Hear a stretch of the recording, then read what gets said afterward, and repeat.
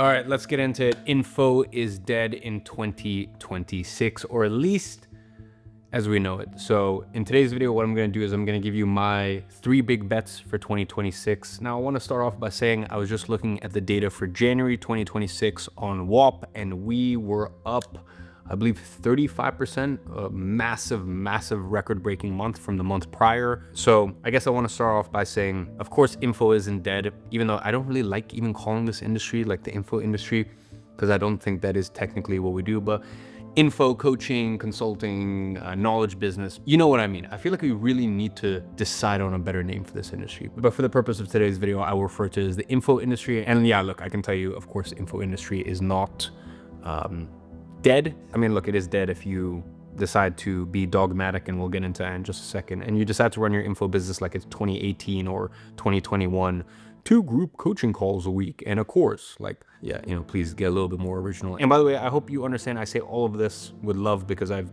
dedicated my entire life to this industry. Vast majority of my agency clients back in the day were in this industry. The largest part of my net worth is tied up in WAP ever since I wrote a massive check to become a co-owner. So basically my entire life is this. And of course, not only that, but as an active participant in this space with my own business, consulting.com, which I bought last year. So I've officially bought consulting.com. So I'm very happy to now say that I've bought the entirety of the company, everything it ever was and everything it is in its current standing. So that means the domain, all of the intellectual property, which for me is very important. I guess you could say that I'm pretty all in on this industry, and especially at a time where it feels like a lot of people are turning their back on it. I am not going anywhere. I love this industry more than anything else. I've said it before, I'll say it again. I think people in this industry are some of the most unfairly villainized of any industry in the world, but whatever.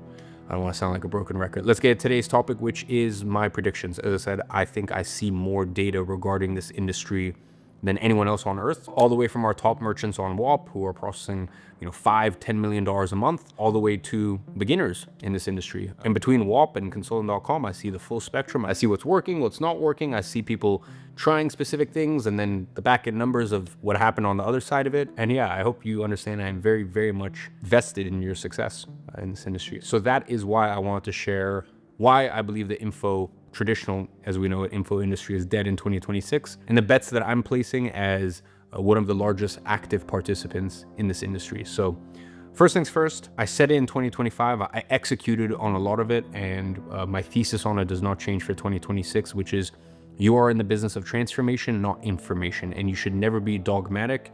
And I've seen so many businesses, and it's really unfortunate to me. I will say the previous management of consulting.com, in my opinion, is partially to blame for how uninspired people can be in this industry. And what I mean by that is, you know, this whole idea of 2 group coaching calls a week, and then you sell a course, and it's high ticket, and it's just like, you know, let's think a little bit outside the box. First of all, there should be no box. And what I mean by that is, I said 4 years ago to my team, I don't know what we're going to be selling in a few years. I don't know if it's going to be services. I don't know if it's going to be software. Whatever it is, it doesn't matter. Okay, all that matters is, does it get people results? Does it scale?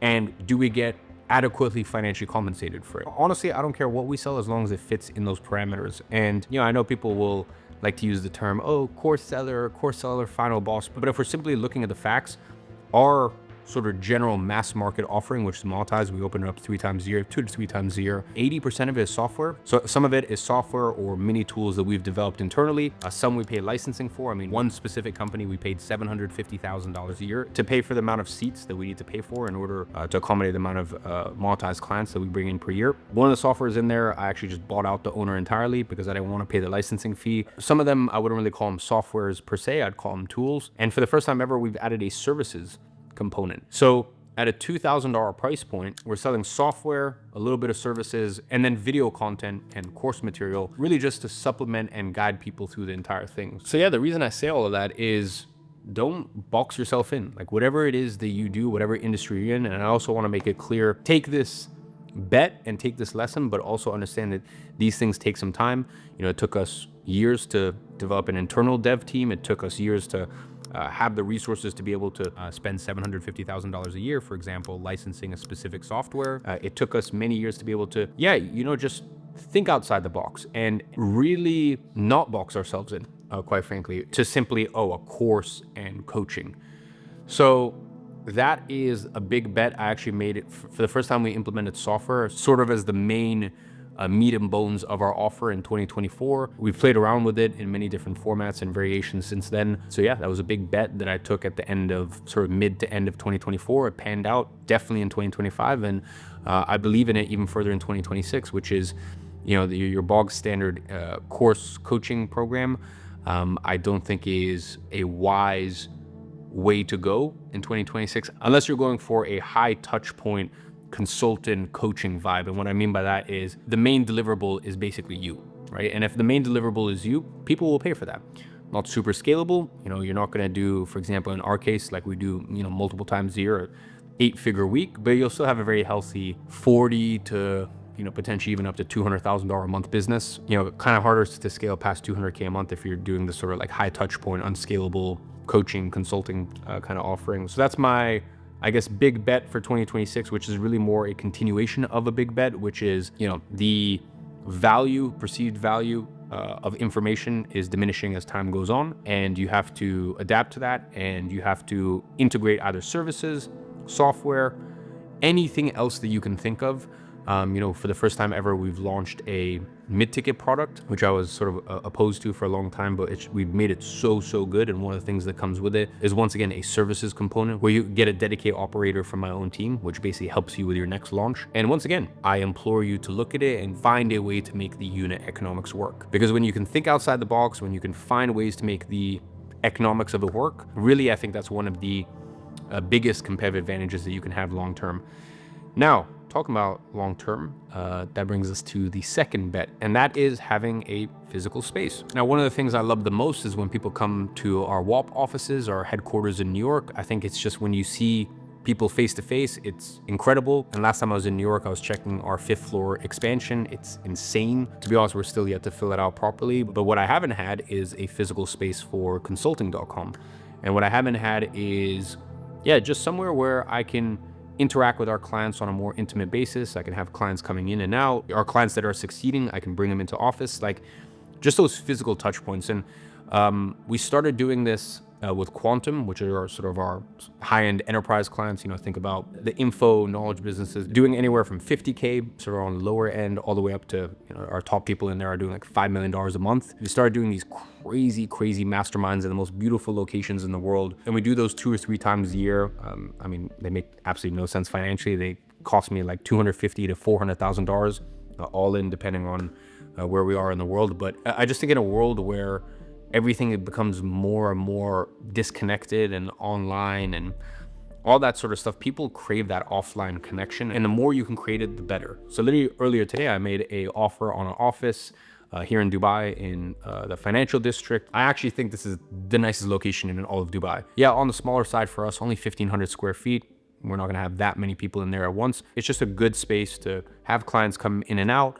And I just think having a physical anchor in a physical location, if it makes sense for you, is great. Now, the other thing that you can do, and this is something we're actually implementing this year, is you can have an end of year gala or banquet or a end of year party for your clients or your customers. And this is something I did for the first time, I think in 2019. I did a black tie event with some of our customers at my first agency program, and people loved it. It's funny, I've never met a client or customer that has had some form of a in-person touch point or interaction that hasn't ended up becoming a raving proponent and fan of the business. I think you need to have the scalability of digital, and I think you should be digital first, and I think your deliverables should be digital.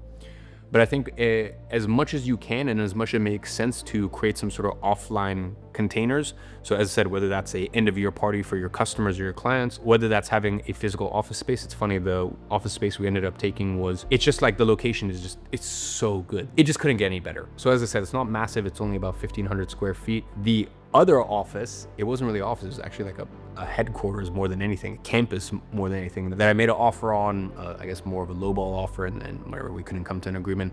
That was 29,000 or 35,000 square feet. Like, it was a proper campus, and I literally could have had 3,000 clients of ours there. So whatever extreme you decide to go down, whether as I said, it's a smaller office, just even so, I think there's something very powerful if once or twice a month, you just have a open door policy with some of your customers or your clients, and you can just like, I think having your customers or clients there in front of you in person, giving feedback, having some of your most successful clients or customers come into office, I think all of that is just very powerful. And listen, the thing is, when you take a corporate office, of course, it's not something where you just sign a 1-year lease. Like, these are long-term commitments. And I think it also says something about you. If you're in the position, you know, if you're in the earlier stages, ignore the specifically office part of it. I think when you're further along with your business, it signals to the market like, okay, cool, these people are here to stay. So if you can have a physical office, don't overstretch yourself. So for us, it's far below even 1% of our company revenue. It's a very small amount, even though it's like the craziest office in the best building, you know, still very expensive, you know, hundreds of thousands of dollars. So you definitely don't need to overstretch yourself with it, but just having some sort of base, I think, is great. And if you can't do that, or if, you know, in your case, it may not make sense, as many sort of physical events that you can do per year, I think is very powerful. And, you know, that's a big bet for us. We started doing that in 2025. Between the 2 events we had for Quantum in 2025, as I said, I think we spent $600,000 or $700,000 on locations. Bear in mind, obviously in our case, it's a bit different. We're literally booking out 70 rooms in the best hotels in the world, and the only people inside are Quantum clients. And it's like, everything is custom branded from the moment you walk. Like, it's just, we're creating an experience for our Quantum clients that, like, you're just not gonna find anywhere else in the world. And I mean that hand on heart. And I think that's why we have so many raving clients inside of Quantum. But anyways, I think I'm rambling. I think you get the point. Okay, some sort of offline activation, whether that's a physical office space that you can have people come to, or if that's not viable in your case, just as many offline activations as humanly possible. And then big bet number 3, I don't really think this is a bet. I think it's just something it's always been a weak point for us and something we need to work on. And I think, you know, it's good that we're working on it now. And that is proof infrastructure. I think, look, I don't need to tell you this. Our market is, very jaded, very exhausted, very tired. There's so many people saying so many different things, making so many different claims. You need to back everything up with proof. And we have so much undeniable proof on our end of so many things that we've done. I'm also focused on what's next, where are the next improvements, where are the next big milestones, where are the next big acquisitions, whether that's buying stakes in companies like WAP, or outright buying companies like consultant.com, or looking at physical spaces and offices and, you know, all of these sort of big purchases that historically we've done a really bad job at kind of like singing our own praises and highlighting all these different proof points that we have. So this is, for us, this isn't really, I guess, a big bet. It's just, I think, a big focus in 2026 is just proof. You know, I've said to the team, show, don't tell. There's no point in telling people, just show them. And I think now is a good time for us to focus on it, because historically it's probably the thing we've been the worst at, which is singing our own praises and really highlighting all the proof that we have over the years. So I implore you to do the same, because, you know, there's all these words that get thrown around, trust recession, all this sort of stuff. It's just the market is very tired and jaded. Doesn't mean that it isn't ripe for opportunity. As I said, because literally looking at the numbers right now, I think $240 million in January we processed on WAP. And I like to think I'm not a complete idiot, and I have dedicated my life to this. I've dedicated vast majority of my net worth to this. I told you, I genuinely love this space. I've been working in this space for 10 years. And even when it seems like a bunch of people are ashamed or want to pretend like they're not in the space, or they're not involved in it, or they want to sort of put lipstick or pretend as if they're doing something else, like, I personally don't understand it. I fucking adore this space. I think when I look at the alternative, which is the traditional education system, it's a shambles. I don't want to sit here and sort of bang on about it, because, like, you know it, I know it, like, we just don't need to kick a horse while it's down. And the alternative is what we're doing here, which is, I said, it's annoying because sometimes I don't really know a name for it: info, coaching, consulting, knowledge business. But then again, like, for example, for us, I would say we're active players in the space. Majority of what we sell is software, or at least for our entry point offering. I don't even know what to call this anymore. Point is, if you're in the space, I think you know that you're in the space. And I hope that you know that there's so much opportunity. I've never been more bullish than now on the space. And with that, I hope you took something away from where we're going directly in my own company for 2026. And yeah, I'll see you in the next one.